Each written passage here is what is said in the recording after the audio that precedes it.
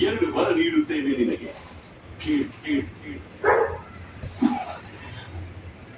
ಅಲ್ಲ ಮಹಾರಾಜ, ನೀವು ಕೈ ಮರೆತು ಹೋಗಬೇಡ.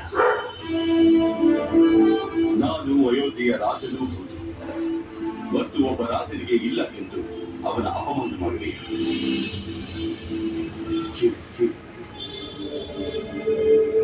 ತಮ್ಮಾಜ್ಞೆ ಮಹಾರಾಜ. ಆದರೆ ನಿಜವಾಗಿ ಈಗ ನನಗೇನು ತೋಚುತ್ತಿಲ್ಲ. ಒಂದೊಮ್ಮೆ ಏನಾದರೂ ಬೇಕಿದ್ದರೆ ಆಗ ನಿಮ್ಮನ್ನು ಕೇಳುತ್ತೇನೆ. ಮಹಾರಾಜ, ನಿಮ್ಮ ಪ್ರಿಯ ಪತ್ನಿಯ ಮೇಲೆ ಇಷ್ಟಾದರೂ ಕೃಪೆ ತೋರಬಹುದೇ?